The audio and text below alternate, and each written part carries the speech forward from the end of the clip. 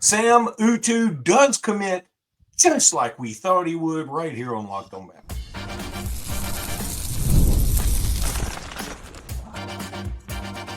You are Locked On Bama, your daily podcast on the Alabama Crimson Tide. Part of the Locked On Podcast Network, your team every day. Hey, everybody. Welcome back into Locked On Bama, AHSA Radio Network's Luke Robinson. That's me. Alabama internet legend Jimmy Stein. That's him. This episode is brought to you by FanDuel. And I'll tell you about FanDuel in just a little bit. I want to thank you every day for being here every day. Thank you, newbies, for being here today. And thanks, everybody, for making this first listen every single day.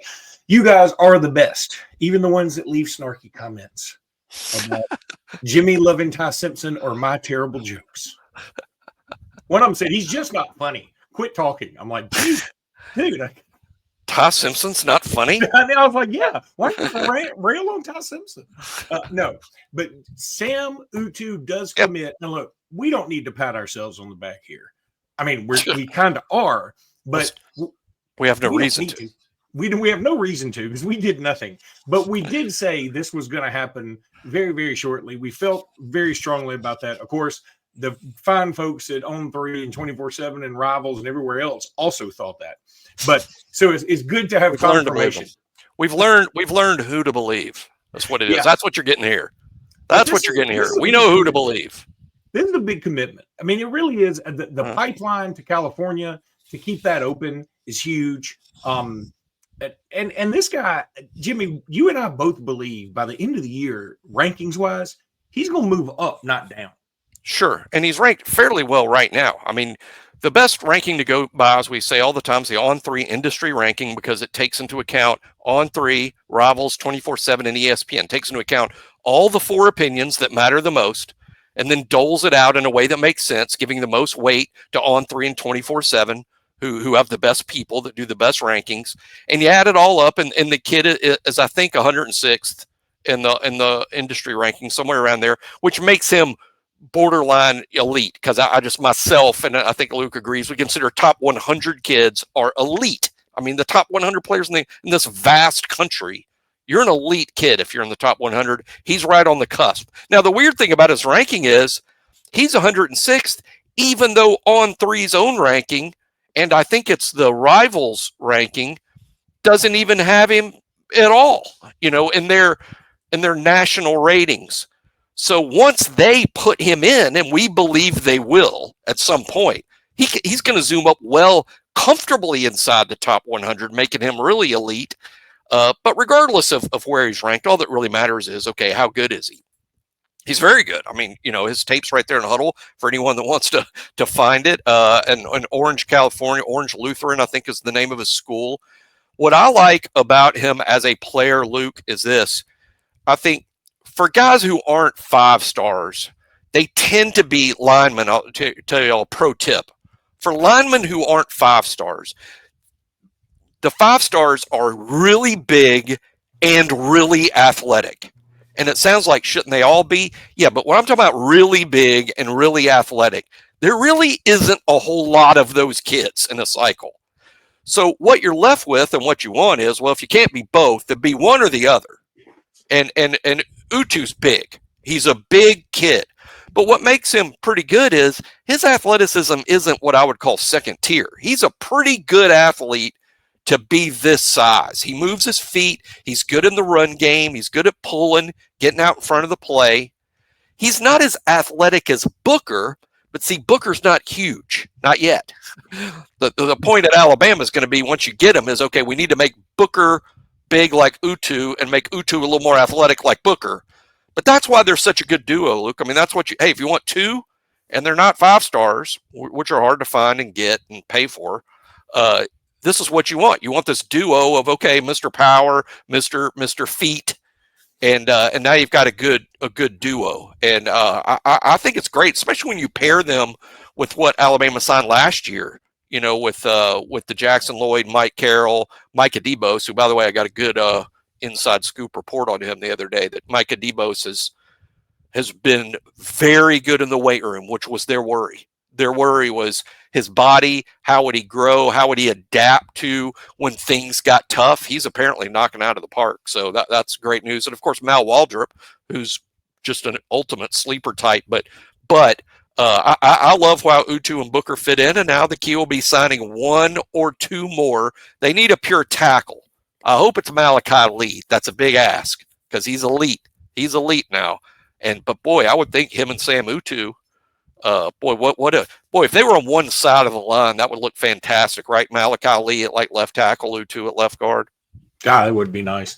A few things. First of all, Rivals actually has him as a 4-star as well. ESPN, Rivals, and 24/7 all have him as a 4-star. The only one, weirdly, that doesn't is on 3. Yet with the composite, he is pretty way up there. In fact, I forgot the number. I'm going to find it right now. 106, I think. Not nationally. Nationally, he's 211. 211 composite. On the composite. He's 102 on 24/7, 77 on right. So he's elite per 2, not ranked per 2, and then the average turns out somewhere around 200. Not ranked. I mean nationally. Yeah, I know. National. Okay. That makes more sense. Secondly, yeah, you're right. I think that's a good way to put it. When I think of elite offensive linemen right now, if you want an example, I think you go back last year to Jackson Lloyd. Wasn't it Jackson Lloyd that had all these basketball highlights? You're like, oh my God. I mean, can you imagine somebody that big coming down on a break from the wing and he cuts to the goal and they throw an alley-oop to him? It's like, you're fending for your life. So you just move. I mean, you can't take that charge. Not in high school. You can't do that. I mean, you just can't do it. Jackson Lloyd will kill you. And so, but that's what you're saying is that's the exception to the rule. Most big offensive linemen can't do that. And so don't fault Samuel Utu for not being able to do that. That's right. As a matter of fact, we're not sure he can't do that. We're just saying we haven't seen highlights of his doing that. To me, it's like anyone that would say, just go sign the super huge, super athletic guys. That's like saying, yeah, why are we wasting all our time with these shorter receivers that run 4.3s or these taller receivers that run high 4.6s? Why don't we sign the taller receivers that run 4.4s? Right. Yeah. Well, most of them already play in the National Football League, and the handful that don't, you got to pay them like they do. There's not many of them. Was it Billy Madison where the guy said, you can't just give him a $500 million company? He said, yeah, can you just give it to him? Just give it. And all right. So the other thing that I thought was interesting about Utu, and this is, tell me, Utu has a career coming up as a country singer if football doesn't work out. He says 2 of the main reasons he came to Alabama, Southern hospitality and Jesus.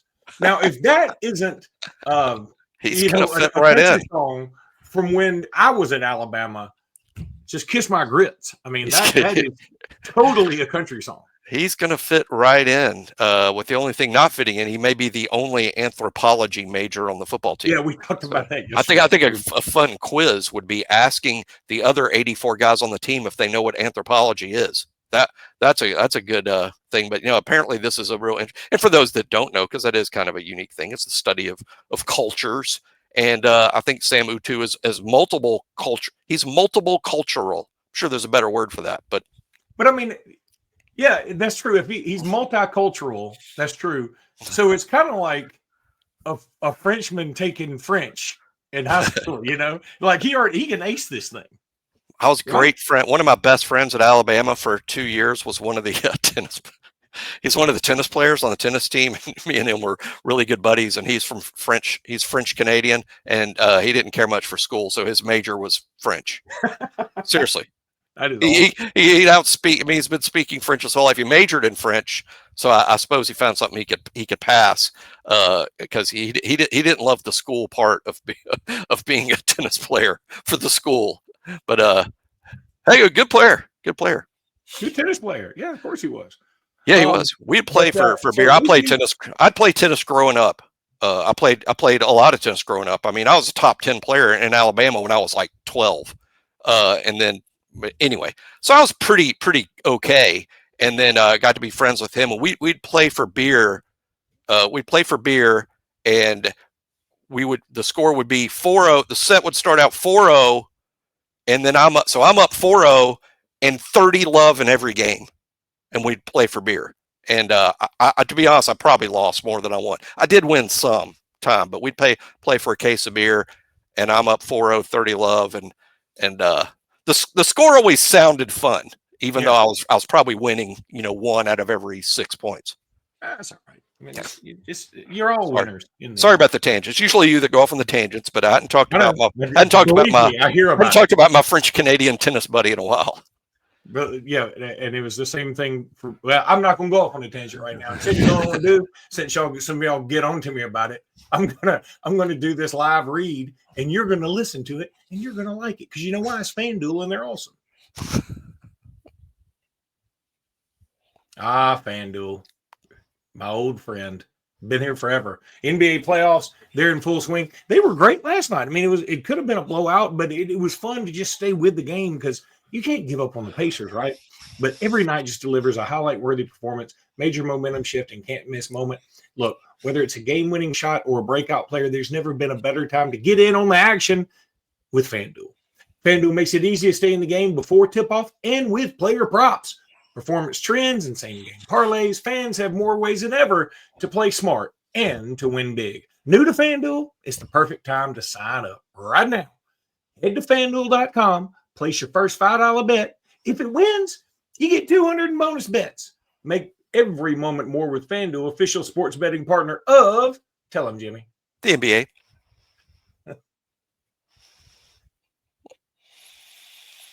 I stay locked in or locked on just in case I'm asked to answer the quiz at the end. That's why the people excited about the NBA because Game 3 Wednesday night.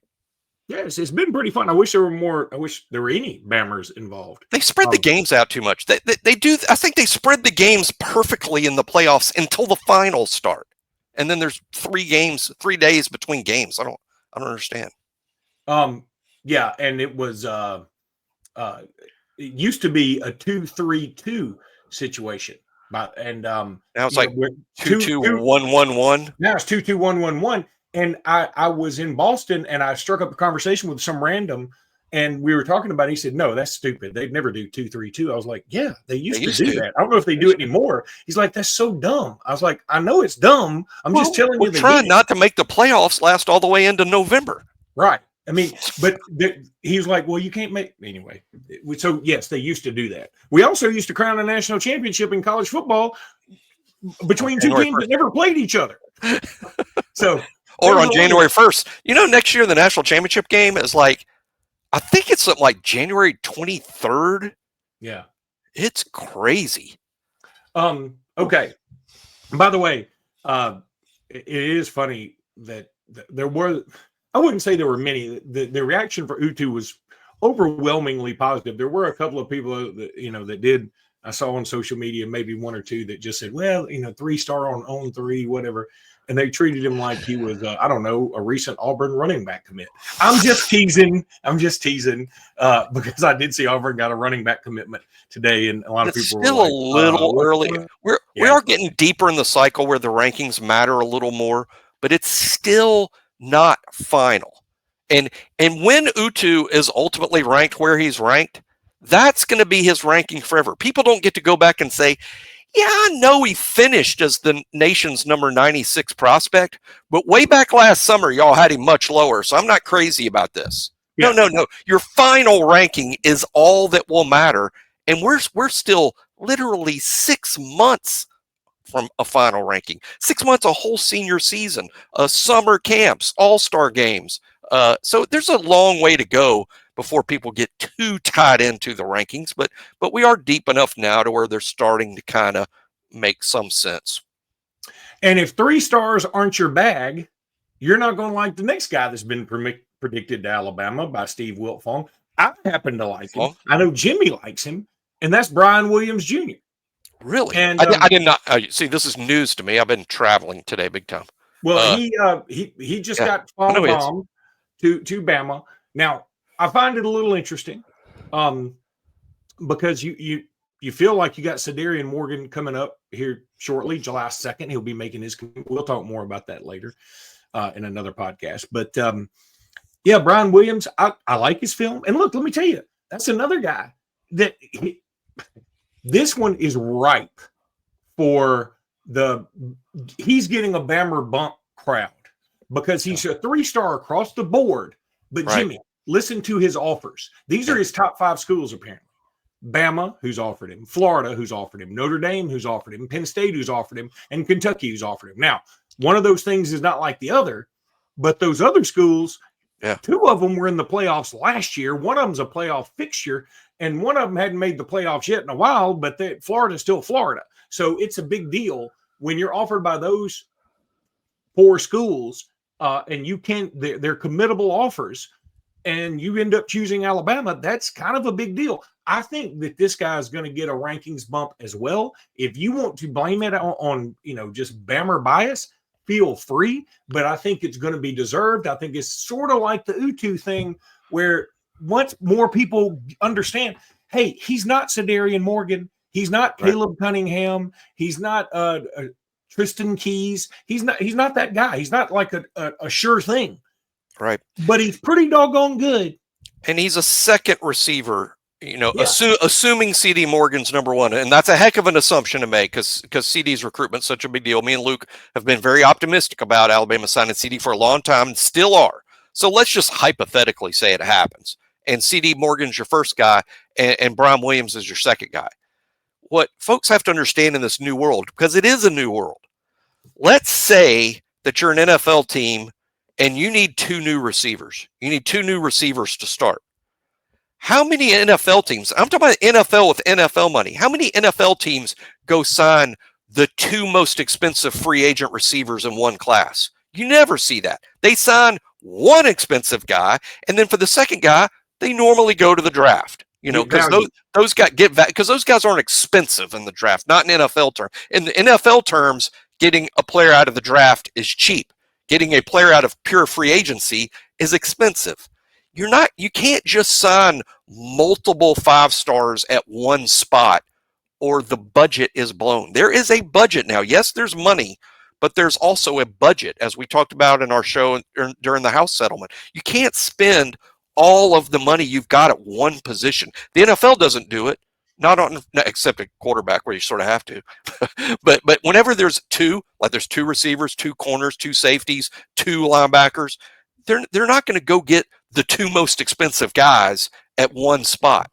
And that's sort of what's going on here at wide receiver for Alabama. CD Morgan, fair to guess, probably not inexpensive based on 5-star, based on offer list, but Brian Williams, a lot of good offers, clearly a good player, probably not a break the bank situation. Now that's just one way that I like to look at it, because again, college football is getting to be very NFL-like with the rev share and the NIL and all that stuff. So people need to take this into account when they're judging these things. I know everyone wants to sign 22 5-stars, but no one can do that anymore. They're literally the numbers don't work. 100%. One of the college football nerds guys on Twitter was on the show with Ryan Fowler today, and I caught some of that, and it was interesting. Josh. He said college football nerds. Yeah, I know. I mean, Josh is one. Josh is one. Josh Fowler. I know Josh. I'm pretty sure it's Ryan. Okay. It's usually Josh. There's a couple of those nerd guys, but Josh is one of the guys and pretty smart. We'll have him on the show once. He loves some Alabama. We can get Josh. He's a good dude, and I liked his take. And Very smart. He's basically saying, look, the days of stacking 2 quarterbacks specifically. I think he was mostly talking about quarterbacks. But the first thing I think of when I think of people say, well, you get, that team got 2 quarterbacks. I go all the way back to the mid 80s and Billy Ray and Jeff Dunn. Yeah. That's what I go back to. That's never happening again. Those were probably the 1 and 2 quarterbacks that year. This was before rankings were a thing. Right. Yeah. And now if you think about, again, quarterback, the most expensive position on the team. I mean, you got your starter, he makes a lot. Then you got your young guy who's probably a 5-star type guy. So that's a lot. Well, you need 2 more quarterbacks. Yep. You can't spend the whole offensive budget on the one spot. So again, you have to, I know it's a lot for us to start thinking about college football in those terms. But this is the reality that we have. It's a lot like the NFL and the cap. It's a lot like that now. Yep. And again, you're going to see a lot more teams dealing with that. So again, when your team takes a 3-star or 2 and you start left scratching your head, you might want to think, hey, instead of thinking this is a 3-star, let's think of this as a 6th-round draft pick. Yeah. The second guy. It's a first guy, star, second guy. Yeah. I mean, and there's nothing wrong with that. All right. We're going to do your roster ranking countdown when we come back. I'm going to skip. I have ESPN predictions down there. We're going to save that for Tuesday's pod because we're late here because Jimmy was caught in some weather and had some travel going on. And we're going to save ESPN predictions. So scratch that off the list. But I'm going to lead off with a funny Jameson Williams video when we come back.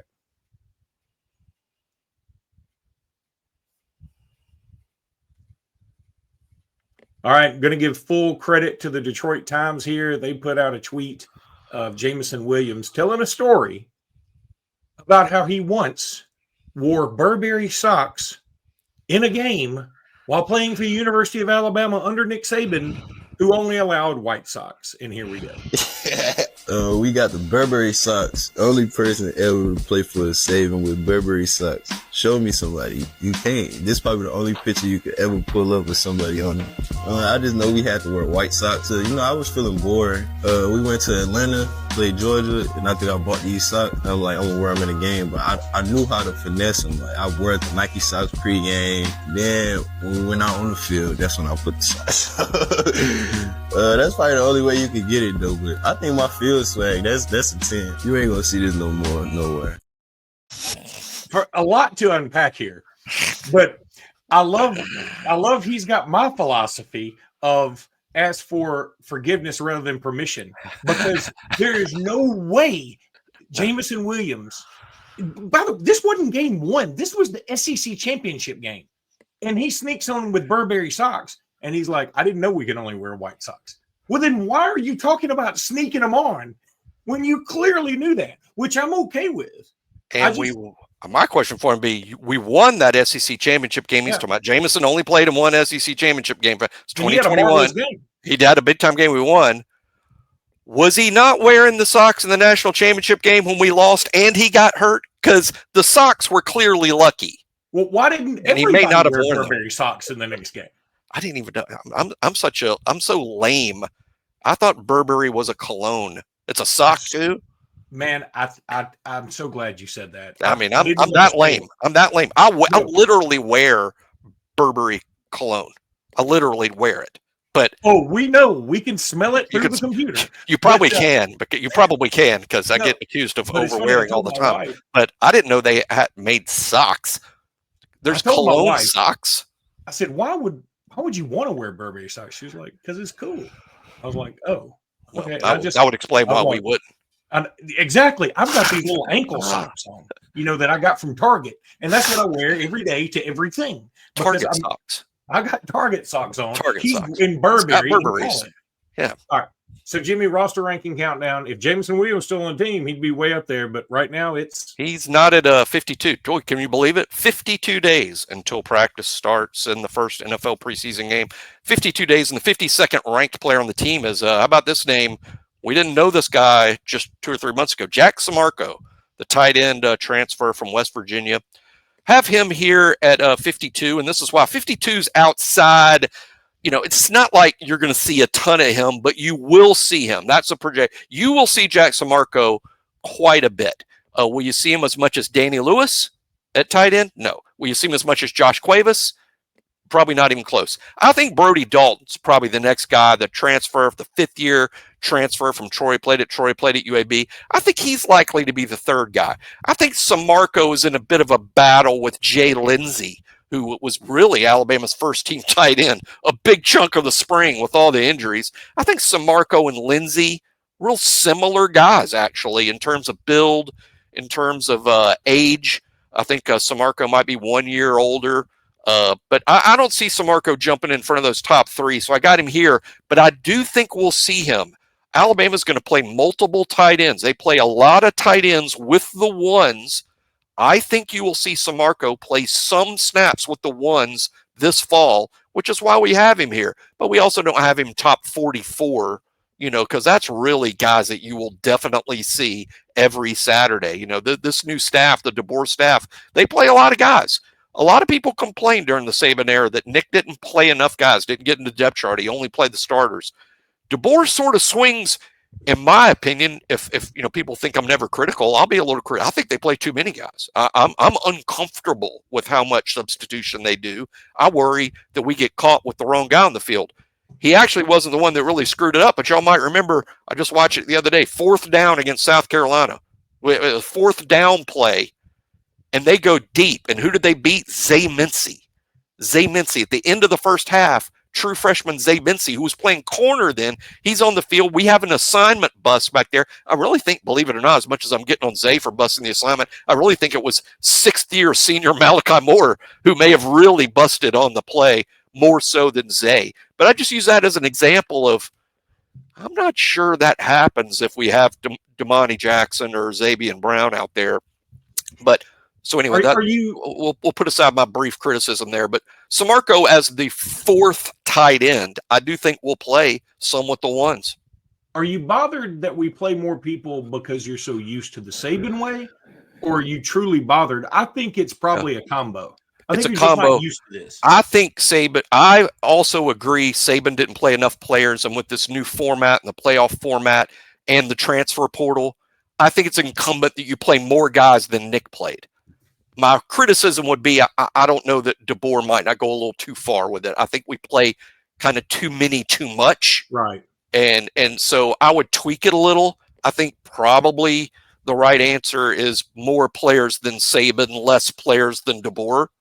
But that's kind of getting nitpicky. But anyway, I like the concept of playing more players, but I just use that play as an example of, I remember telling you guys on the show last fall when I'm like, they're going to play more players and y'all are going to love it. And at some point we're going to give up a touchdown and I'm going to be sitting here moaning going, well, if the ones were out there, it wouldn't have happened. And that play immediately comes to mind. Although, like I said, I kind of have egg on my face over it because I think Malachi is who actually busted and he's a one and he should be out there all the time. And I think he they ran an interesting route. Malachi just ran with the wrong guy, and Zay thought Malachi was going to pick up his dude, so Zay sat low, and the guy runs high, but Malachi runs in the middle of the field, and we left a guy all alone on fourth and 10, and they score a touchdown. Really quickly, Auburn got a commitment, a 2027 guy. Yeah, from Mobile. From Jaylen Scott out of Williamson, and I know he's good. Bills. I'm just wondering, what do you think of him? Do you think Alabama was after him?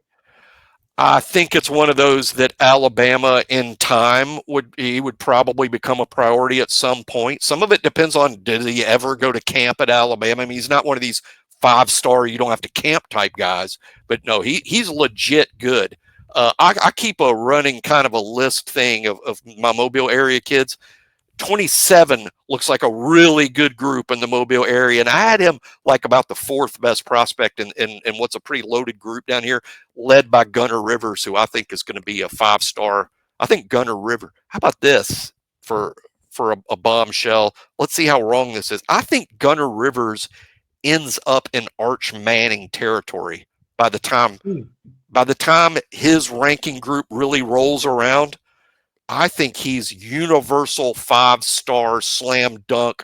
Everybody wants him slam dunk star. And Gunnar to me is the top 27 player in the Mobile area. But Jaylen Scott would be at least, in that 4th area, a little undersized for a safety, but man, he's super aggressive. Man, Williamson's got some dudes over there. I mean, they always do. They always do. Yeah. But, if Bama is able to get Jaira Edwards, who, I mean, they feel better about him, certainly. At least I do, too. And then, God forbid, we get Jet out of – Yeah, Wiltfong didn't rule it out. It's hard for me to believe for the same reason. For the same reasons we talked about earlier, about 2 high-profile, pricey guys at the same spot. Yeah. It's kind of difficult. But assuming you got those 2, and assuming you also have Ivan Taylor – I mean, all of a sudden, if you're looking at Alabama's roster, by the way, the Scott kid did grow up in an Auburn household. So, I mean, not that that's everything, but it's not nothing. It's not nothing. It's definitely not nothing. And it's early, and this is a 27 guy. Yeah. That means that means he doesn't even start practicing as a junior for another month. So that's how young a 27 guy is. So let's see what happens, and can Alabama might take a longer look. And that's what happens too, by the way. That's some inside tip that, when a guy that you're not super high and high up the board commits to a rival, it gets attention. They run to the tape. They do. They're like, have we really missed? I mean, that happens all the time. Like, maybe this is a guy we should be, and obviously Alabama staff stays on top of a lot. They're going to know who he is, but you're always questioning where a guy is on your own board. You always question it. Like, well, this is what our board looks like. Maybe we should take another look at this. That happens. That was the whole plot of Can't Buy Me Love. Remember the guy he said, if I'll start dating a hot girlfriend, other hot girls won't date me. I love that movie. I love that movie. Great movie. It's a great movie. That was way before he was McDreamy. Whatever his name is, I can't remember. Well, one of the silly things of the movie to me is once they cooled the guy up and he took the glasses off and he got the cool haircut, I'm like, that's like the best looking kid in half the high schools in the world. Yeah. So some movies like that have some major plot holes. Yeah. And it's like, McDreamy is the kid that just has to buy a date. McDreamy. That's right. But that is a good movie. I saw that at the movie theater. I even remember seeing it. I did too. A lot of people listening to this don't even know movie theaters exist. All right. That's certainly not that movie. Yeah. That's practically in black and white. It was a double feature with Gone with the Wind. All right. That's going to do it for today's podcast. We'll be back tomorrow with more. Until then, roll tide, everybody. Roll tide.